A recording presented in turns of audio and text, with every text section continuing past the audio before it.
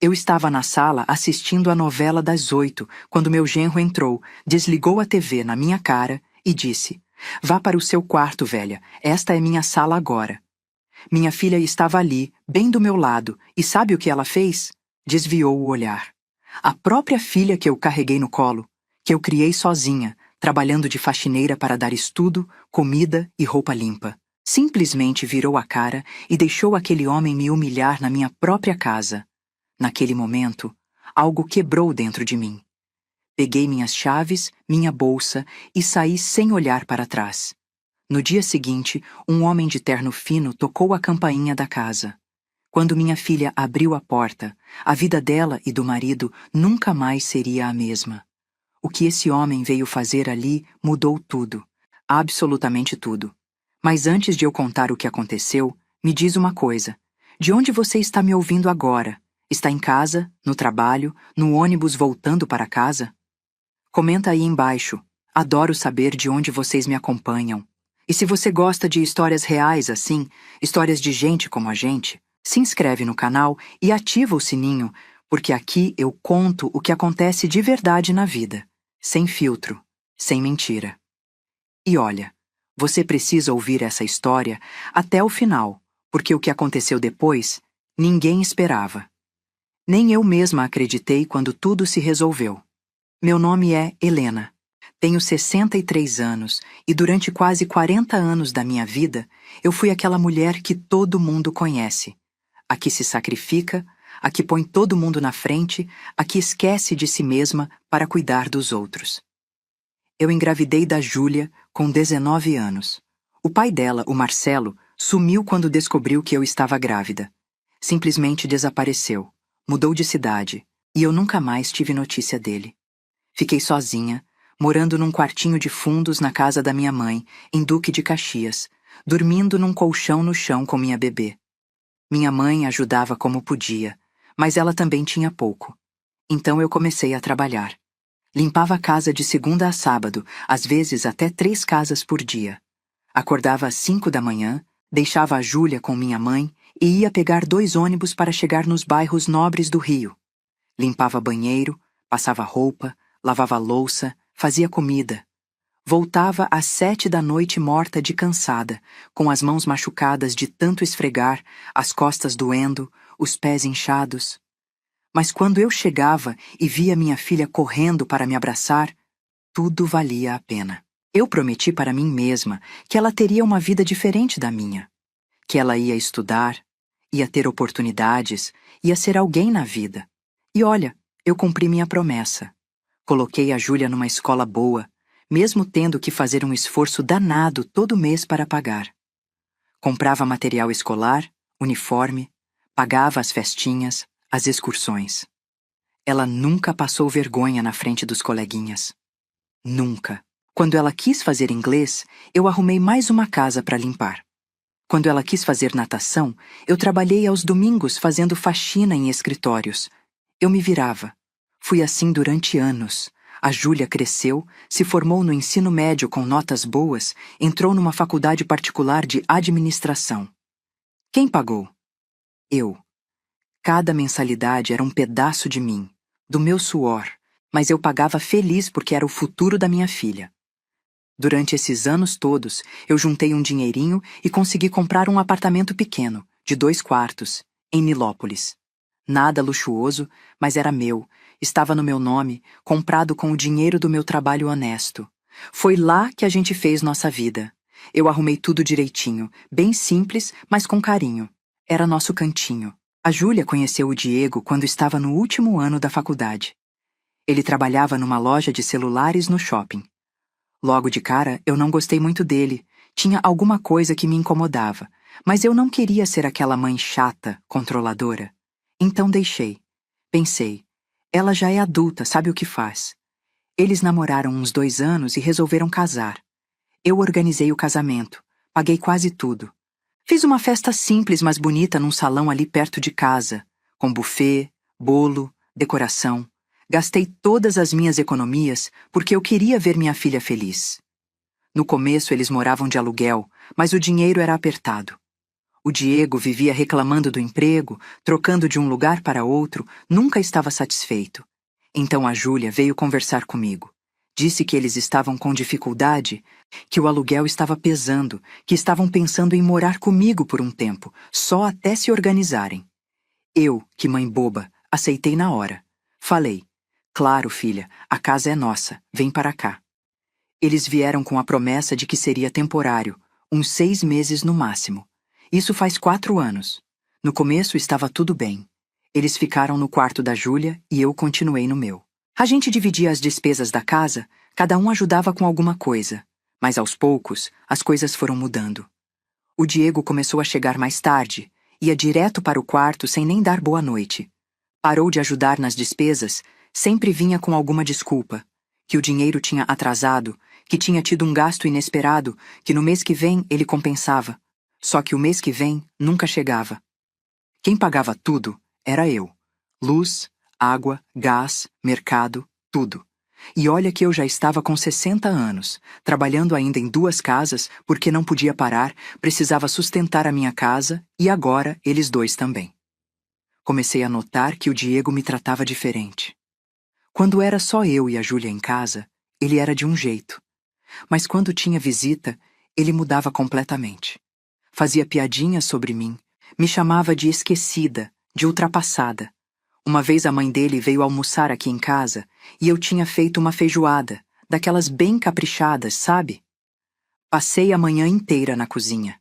Quando eu servi, ele olhou para o prato e disse na frente de todo mundo: "Essa comida de pobre é o que a senhora sabe fazer, né, Helena? Um dia, quando a gente tiver nossa casa, eu como comida de restaurante fino todo dia." Eu fingi que não doeu, dei uma risadinha sem graça, mas por dentro eu estava sangrando. Minha filha estava sentada do lado dele e não disse nada. Absolutamente nada. As coisas foram piorando. O Diego começou a dar ordens na minha casa. Dizia para eu não ver televisão depois das 10 da noite porque o barulho atrapalhava ele. Reclamava da comida que eu fazia, dizia que eu cozinhava coisas muito simples, muito sem graça. Começou a mexer nas minhas coisas, mudava os móveis de lugar sem me perguntar.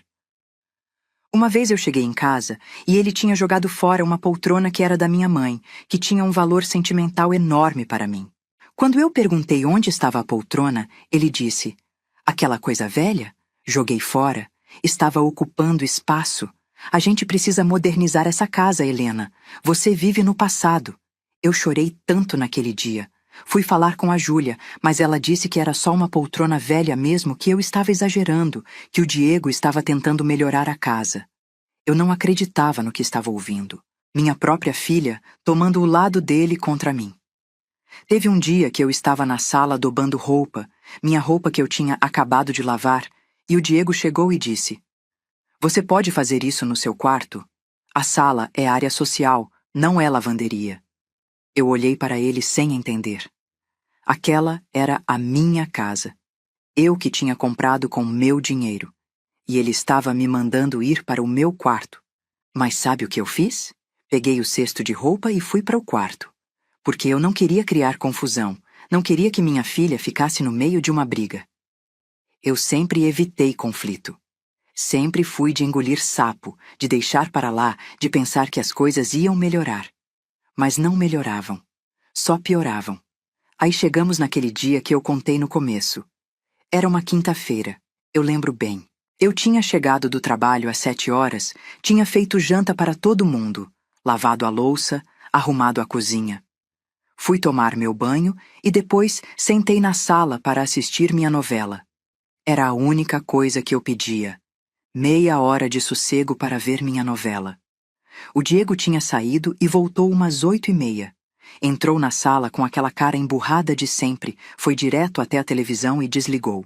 Assim, sem pedir licença, sem falar nada. Eu olhei para ele e disse: "Diego, eu estava assistindo." E sabe o que ele respondeu?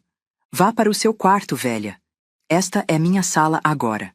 Eu vou assistir o futebol e não quero ser incomodado." Eu olhei para a minha filha que estava sentada no sofá, mexendo no celular. Esperei ela dizer alguma coisa, esperei ela me defender, esperei que ela lembrasse que aquela era a casa da mãe dela. Mas ela simplesmente desviou o olhar. Abaixou a cabeça e continuou mexendo no celular como se nada tivesse acontecido. Naquele momento, alguma coisa se partiu dentro de mim. Não foi raiva, não foi tristeza. Foi uma clareza gelada, sabe? Uma compreensão profunda de que eu tinha me tornado uma estranha na minha própria casa. De que minha filha, que eu criei com tanto amor, com tanto sacrifício, tinha me abandonado. Me levantei devagar.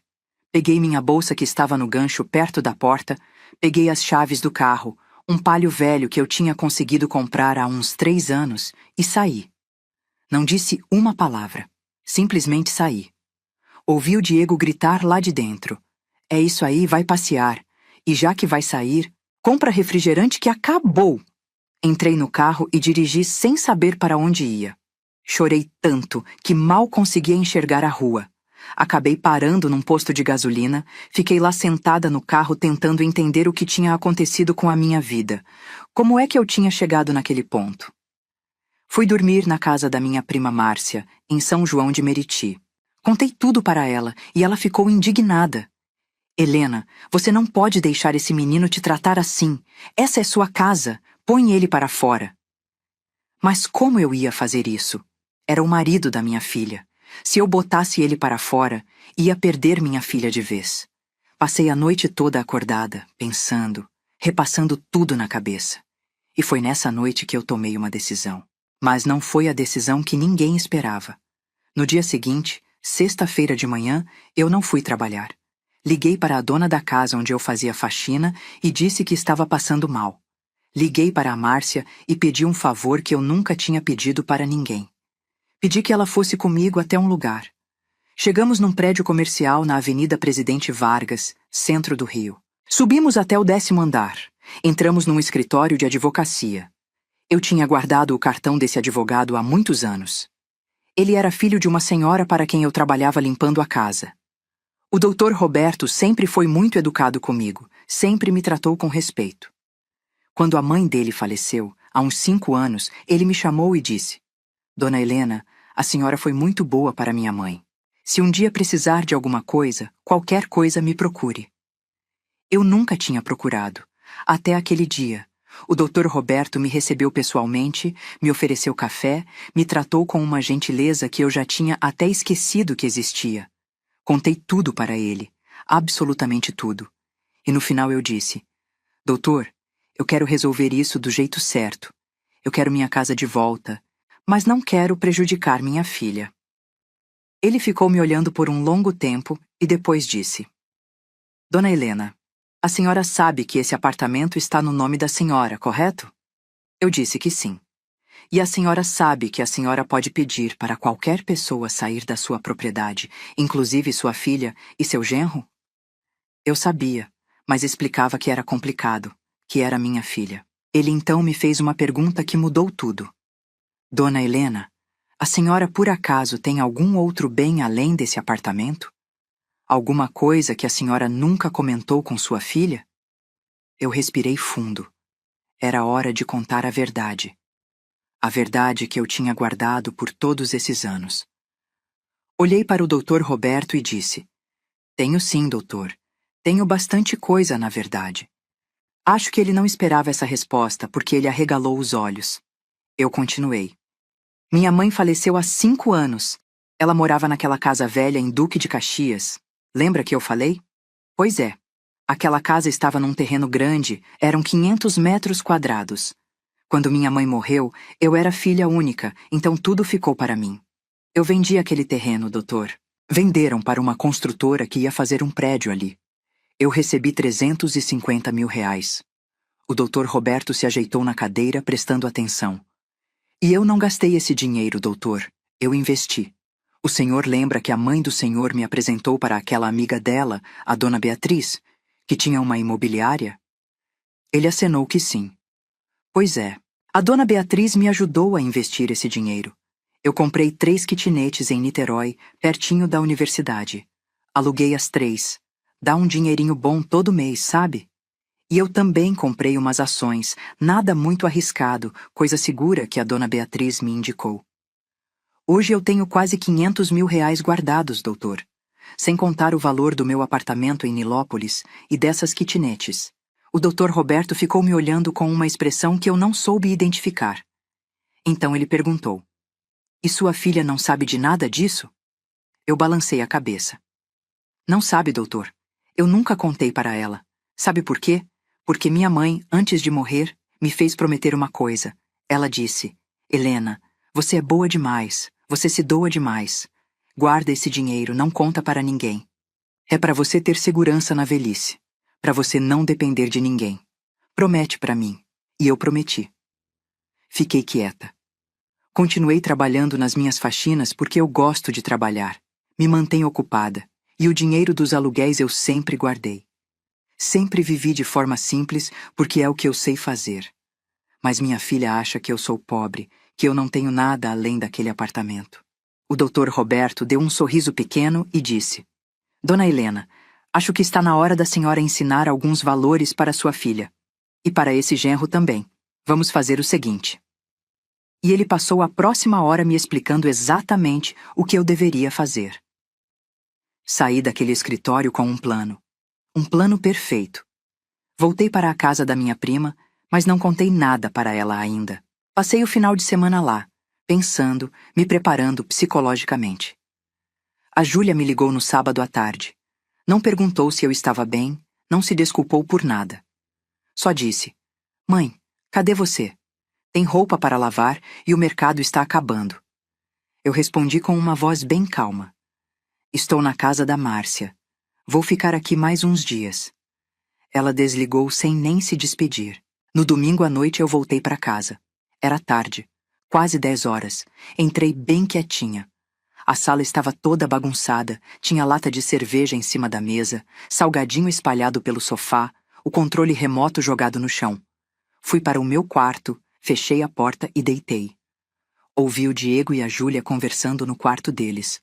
O Diego dizia: "Tá vendo? Ela já voltou. Sabia que essa velha não tinha para onde ir. Agora ela volta toda mansinha, do jeito que eu gosto." Eles riram. Os dois riram de mim. Eu poderia ter chorado, mas não chorei. Sabe por quê? Porque eu sabia o que vinha pela frente. Na segunda-feira eu acordei cedo. Fiz café, deixei tudo arrumado na cozinha e saí para trabalhar como se nada tivesse acontecido. Mas no meio da manhã eu liguei para o doutor Roberto e disse: "Pode começar, doutor." Enquanto eu estava lá esfregando o chão na casa da patroa, o doutor Roberto estava colocando o plano em ação. Às 3 horas da tarde, exatamente como combinado, ele tocou a campainha do meu apartamento em Nilópolis. Minha filha abriu a porta.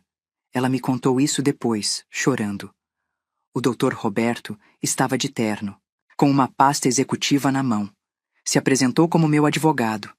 A Júlia ficou sem entender nada. Advogado? Que advogado? Desde quando a mãe dela tinha advogado? O doutor Roberto pediu licença e disse que precisava falar com ela e com o marido sobre um assunto urgente relacionado ao imóvel.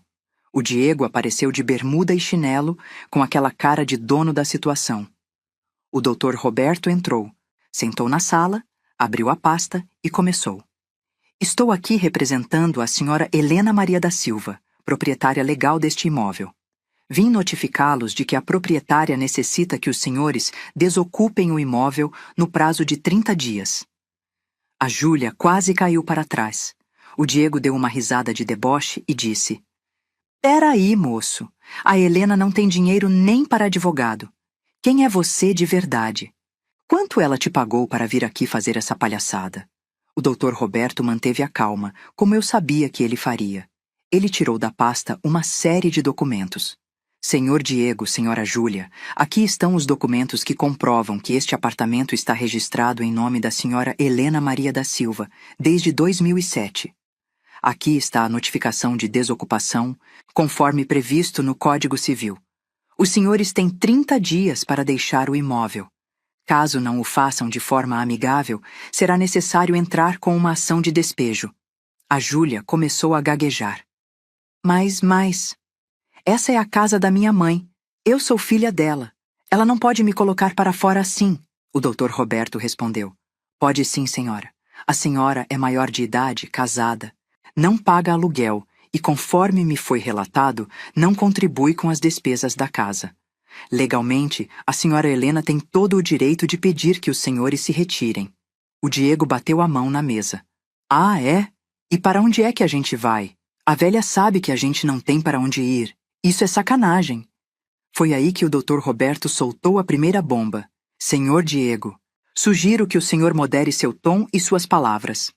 A velha, como o senhor se refere de forma desrespeitosa, é minha cliente e uma mulher de posses. Ela tem condições financeiras muito superiores ao que os senhores imaginam. A Júlia arregalou os olhos. Como assim posses? Minha mãe trabalha de faxineira. O Dr. Roberto sorriu. Trabalha porque gosta, porque é uma mulher trabalhadora e honesta. Mas ela não precisa trabalhar. A senhora Helena tem um patrimônio considerável, tem investimentos, tem outras propriedades, e está cansada de ser desrespeitada na própria casa. O Diego ficou vermelho. Outras propriedades? Que outras propriedades? Você está mentindo. O Dr. Roberto começou a listar. A senhora Helena é proprietária de 3 imóveis em Niterói, todos alugados. Possui investimentos em renda fixa e variável no valor aproximado de R$500 mil. E possui este apartamento onde estamos totalmente quitado e em seu nome. A Júlia caiu sentada no sofá. Ela estava tremendo. Isso não pode ser verdade, minha mãe. Minha mãe não tem dinheiro. Ela vive contando centavo. Ela trabalha tanto. O Dr. Roberto interrompeu. Ela vive de forma simples porque sempre viveu assim. O dinheiro dela está guardado, investido, rendendo. Dinheiro que ela conseguiu com muita luta e que vocês desconheciam porque ela nunca achou necessário comentar. O Diego tentou mudar de estratégia. Ficou com aquela voz mansa, falsa. Olha, moço, acho que tem um mal-entendido aqui. A Helena está chateada com alguma coisa que aconteceu. Mas isso se resolve em família. A gente conversa, pede desculpa se foi o caso e está tudo certo. Não precisa de advogado, de papel, dessas coisas todas. O Dr. Roberto fechou a pasta. O prazo é de 30 dias. Bom dia para os senhores. E saiu, deixando os dois em estado de choque. Quando eu cheguei em casa naquela noite, os dois estavam me esperando na sala. A Júlia tinha os olhos vermelhos de chorar. O Diego estava andando de um lado para o outro, nervoso. Assim que eu entrei, a Júlia correu para mim. Mãe, pelo amor de Deus, o que é isso? Um advogado veio aqui, disse que a senhora vai nos expulsar de casa. Eu coloquei a bolsa no gancho bem devagar e olhei para ela. Não vou expulsar ninguém, Júlia. Só estou pedindo minha casa de volta. O Diego veio para cima de mim. Que história é essa de que você tem outros apartamentos? De que você tem dinheiro investido? Você sempre viveu reclamando que estava duro, que o dinheiro era curto. Eu olhei nos olhos dele, sem medo. Eu nunca reclamei de dinheiro. Quem reclamava era você. E eu nunca disse que tinha ou não tinha dinheiro. Vocês é que assumiram coisas sobre mim. A Júlia tentou me abraçar. Mãe, desculpa se a gente te magoou. A gente não sabia que a senhora estava se sentindo assim. Vamos conversar, vamos resolver isso. Eu me afastei do abraço dela. Isso doeu, mas eu precisava fazer. Júlia, durante 4 anos eu fui desrespeitada nesta casa. Fui tratada como empregada, como intrusa, como alguém que estava atrapalhando. Vocês me humilharam, me ignoraram, fizeram piada da minha vida. E você, minha filha, você que eu criei sozinha, que eu dei tudo que eu tinha, nunca me defendeu, nem uma vez. Ela começou a chorar mais ainda. Mãe, eu sinto muito mesmo. Eu fui uma idiota, eu devia ter te defendido.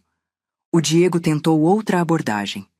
Helena, eu reconheço que às vezes eu exagerei, mas era estresse do trabalho. Sabe como é? Eu vou mudar, prometo. Vamos recomeçar. Vamos fazer diferente. Eu balancei a cabeça. Diego, você me chamou de velha. Me mandou ir para o meu quarto na minha própria casa. Jogou fora coisas que eram importantes para mim. Me desrespeitou na frente de outras pessoas. E sabe qual foi a pior parte? Você fez isso porque achava que eu não tinha opção. Achava que eu era uma pobre coitada que dependia de vocês, que não tinha para onde ir. Mas olha só, eu tenho para onde ir. Eu tenho muitas opções. A Júlia agarrou minha mão. Então vai embora a senhora e deixa a gente ficar aqui. Por favor, mãe, a gente não tem para onde ir, a gente não tem dinheiro para alugar outro lugar agora. Olhei para minha filha e disse uma coisa que eu nunca pensei que fosse dizer. Júlia, você tem 28 anos. Seu marido tem 30. Vocês são adultos, os dois trabalham. Vocês têm condições de se virar. Assim como eu me virei quando tinha a sua idade, grávida e sozinha. Você vai aprender a se virar também. O Diego explodiu. Você não pode fazer isso. Isso é desumano. Que mãe faz isso com a própria filha? Eu olhei bem para ele. Que genro trata a sogra do jeito que você me tratou? Vocês têm 30 dias. Usem esse tempo com sabedoria. E fui para o meu quarto. Ouvi eles discutindo a noite toda.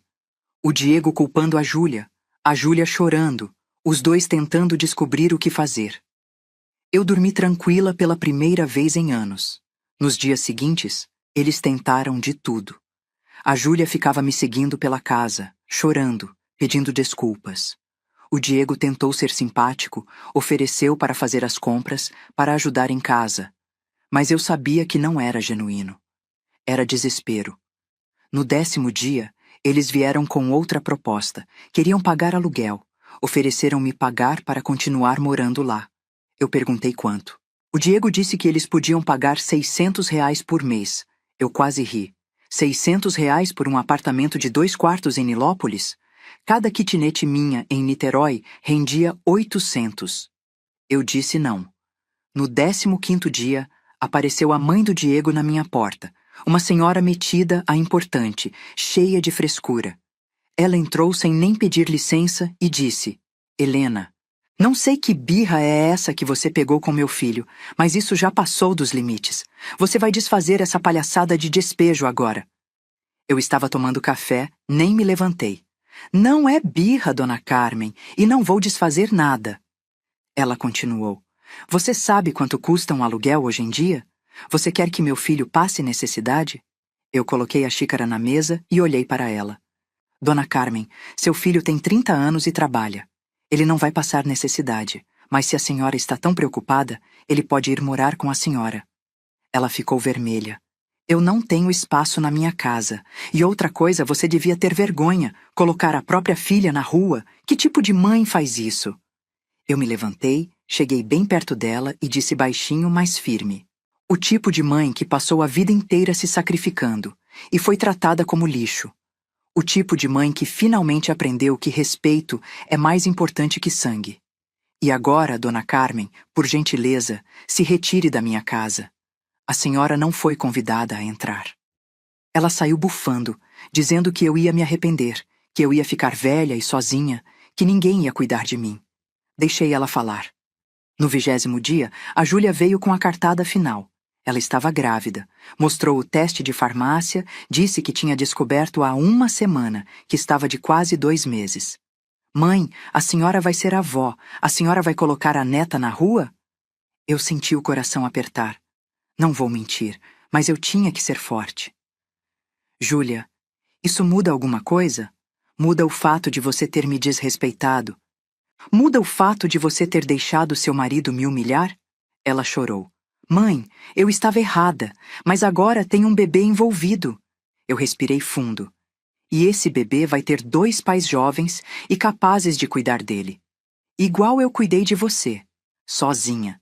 Você vai aprender a ser forte, Júlia. Vai aprender a lutar pelo seu filho, igual eu lutei por você. Ela saiu do meu quarto aos gritos. Eu te odeio. Você é uma mãe horrível, egoísta. Deixei ela gritar. O 30º dia chegou. Era uma sexta-feira. Eles tinham conseguido alugar uma casa pequena em Belford Roxo, bem simples, com a ajuda da mãe do Diego, que deu o dinheiro da entrada. Estavam levando as coisas aos poucos. Eu fiquei no meu quarto a maior parte do tempo. Não queria ver, não queria sentir. Mas tinha que ser feito. Quando eles estavam indo embora, com as últimas malas, a Júlia parou na porta do meu quarto. A senhora está feliz agora? Conseguiu o que queria? Eu olhei para ela. Não estou feliz, Júlia. Estou em paz. Que é diferente. Espero que você aprenda com isso. Espero que você ensine seu filho a respeitar as pessoas, principalmente quem te ama. Ela bateu a porta. Ouvi o carro partir. Fiquei sozinha no apartamento. Andei pelos cômodos vazios. Não chorei. Peguei o telefone e liguei para o Dr. Roberto. Doutor, eles saíram. Pode fazer a segunda parte. Ele perguntou se eu tinha certeza. Eu disse que sim. No dia seguinte, sábado de manhã, comecei a arrumar o apartamento do jeito que eu sempre quis. Comprei tinta e pintei as paredes de um amarelo clarinho que eu adorava. Comprei plantas e espalhei pela sala. Coloquei aquelas cortinas bonitas que eu sempre quis, mas nunca comprei porque achava desperdício. Fui na loja de móveis e comprei um sofá novo, bem confortável. Montei tudo do meu jeito. Minha prima Márcia veio me ajudar. A gente passou o final de semana inteiro arrumando, limpando, organizando. Quando terminou, a casa estava outra. Estava finalmente do jeito que eu queria. Na segunda-feira, o Dr. Roberto me ligou. Dona Helena, está tudo pronto. Na terça-feira de manhã, fui até o banco. O gerente me recebeu pessoalmente. Transferi R$ 200.000 para uma conta poupança que eu abri no nome da minha filha. Com uma condição. Ela só podia mexer no dinheiro depois que o bebê nascesse. E tinha uma carta minha anexada. A carta dizia: Júlia, esse dinheiro é para você e para meu neto. Não é porque eu não te amo. É justamente porque eu te amo que eu fiz o que fiz. Você precisava aprender que respeito não é opcional. Que ninguém, nem mesmo família, tem o direito de te humilhar. Use esse dinheiro com sabedoria. Compre uma casa para você. Cuide do seu filho. E ensina para ele que caráter é mais importante que qualquer outra coisa. Eu te amo. Sempre amei. Mas amor não significa aceitar desrespeito. Sua mãe, Helena. O gerente garantiu que ela receberia a carta só quando fosse autorizada a acessar o dinheiro. 3 meses se passaram. Eu estava vivendo minha melhor vida. Tinha parado de trabalhar com faxina. Não precisava mais. Meus aluguéis pagavam minhas contas tranquilamente. Comecei a fazer aulas de pintura numa escolinha perto de casa. Sempre quis pintar. Entrei para um grupo de dança sênior. Fiz amizades. Viajei para Búzios com a Márcia. Ficamos numa pousadinha linda de frente para o mar. Eu estava me descobrindo. Descobrindo quem era Helena além de mãe, além de trabalhadora. Estava descobrindo que eu tinha valor. Num sábado de manhã, tocaram a campainha. Quando abri a porta, era a Júlia. Ela estava com a barriga já aparecendo, de uns 5 meses. Estava sozinha. Ela olhou para mim com os olhos cheios de lágrima. Mãe, posso entrar? Eu abri a porta. A gente sentou na sala. Ela olhou em volta. A casa está linda. Nunca vi assim tão bonita. Ficamos em silêncio por um tempo. Então ela começou a falar. Mãe, eu vim pedir desculpas de verdade. Não porque eu quero alguma coisa. Não porque eu preciso de algo, mas porque eu finalmente entendi. Ela secou as lágrimas. Esses meses morando em Belford Roxo, tendo que me virar, tendo que pagar as contas, tendo que lidar com o Diego reclamando de tudo. Eu entendi tudo que a senhora passou. Eu entendi o sacrifício que foi me criar sozinha. E eu entendi como eu fui ingrata. Como eu deixei meu marido te tratar mal. Como eu virei as costas para a mulher que me deu tudo. Ela soluçou. Eu sou uma péssima filha, mãe. E eu sinto tanto, mas tanto.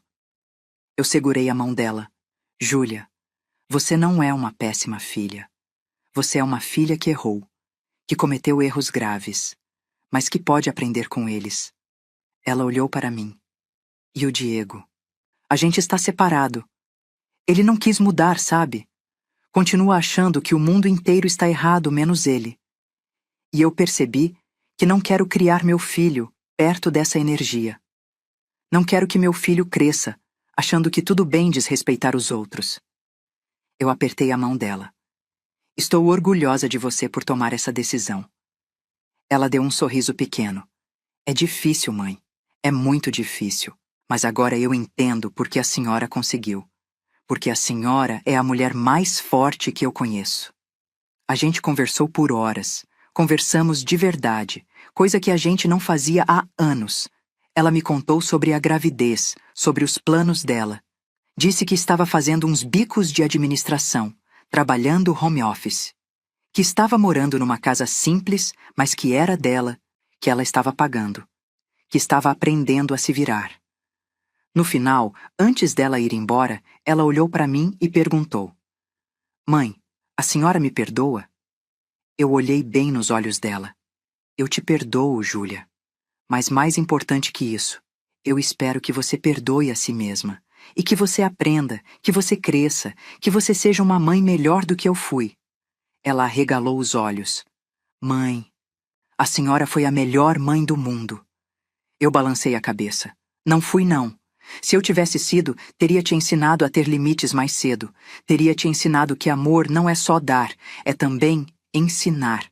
Mas não é tarde, a gente ainda pode aprender. Ela me abraçou, e dessa vez eu abracei de volta. Quando ela estava indo embora, eu disse: Júlia, quando o bebê nascer, tem uma coisa te esperando no banco. O Dr. Roberto vai te explicar tudo. Ela olhou confusa, mas eu só sorri. Hoje, 2 anos depois, minha vida está completamente diferente. A Júlia teve um menino lindo, o Pedro. Ela comprou uma casa pequena, mas bonitinha em Mesquita, com o dinheiro que eu deixei. Está criando meu neto sozinha, trabalhando, batalhando. E sabe de uma coisa? Ela está se saindo bem. Está se saindo muito bem.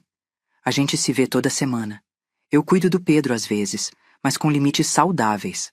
Ela me respeita, me trata bem. E está ensinando meu neto a mesma coisa. Outro dia o Pedro, com 1 aninho e meio, me trouxe uma flor que ele pegou no jardim. A Júlia disse: Foi ele que quis dar para a vovó. Eu ensinei que a vovó gosta de flores e merece coisas bonitas. Eu chorei, mas era lágrima de felicidade. Quanto ao Diego, ouvi dizer que ele está morando com a mãe ainda, pulando de emprego em emprego. Não tenho raiva dele. Na verdade, eu até agradeço. Porque foi ele que me forçou a reagir. Foi ele que me forçou a lembrar do meu valor. Eu continuo com meus apartamentos alugados, meus investimentos crescendo, viajo quando quero. Faço minhas aulas de pintura. Namoro, sim. Conheci um senhor muito educado no grupo de dança, o seu Arlindo. Viúvo também. A gente sai para jantar, vai ao cinema. Nada sério, só companhia boa. Minha casa continua do jeito que eu gosto. Amarela, cheia de plantas, cheia de luz. É meu espaço. Meu santuário. E ninguém mais vai tirar isso de mim. Sabe qual foi a maior lição de tudo isso? Que respeito não é negociável. Que amor sem respeito não é amor. É dependência. Que não importa a idade que você tem, nunca é tarde para se valorizar. Que ser mãe não significa ser capacho. Que você pode amar alguém de longe, com limites, e ainda assim estar amando de verdade. Às vezes, o maior ato de amor é dizer não. É estabelecer limites. É ensinar, mesmo quando dói. Hoje eu olho para trás e vejo que aquele momento em que o Diego me mandou ir para o meu quarto foi o melhor presente que ele poderia ter me dado. Porque foi ali que eu acordei. Foi ali que eu lembrei quem eu era. Uma mulher forte. Uma mulher trabalhadora. Uma mulher que construiu tudo sozinha. Uma mulher que merece respeito. E você que está me ouvindo agora, me responde uma coisa. Você está permitindo que alguém te desrespeite? Você está aceitando migalhas de afeto de pessoas que deveriam te valorizar? Você está se esquecendo do seu próprio valor para agradar os outros? Pensa nisso. Porque a vida é curta demais para você viver na casa dos outros, mesmo que essa casa seja literalmente sua. A vida é curta demais para você não ser prioridade na sua própria vida. Eu tenho 65 anos agora, e estou vivendo a melhor fase da minha vida, porque finalmente aprendi que eu importo, que minha paz importa, que meu respeito importa. E você? O que faria no meu lugar? Comenta aí embaixo. Conta sua história. Porque a gente precisa parar de normalizar o desrespeito. A gente precisa parar de achar que família pode tudo. Família é importante, mas respeito é fundamental. Um abraço de luz para todo mundo que me ouviu até aqui. E lembra, você merece respeito, sempre mereceu. Nunca se esqueça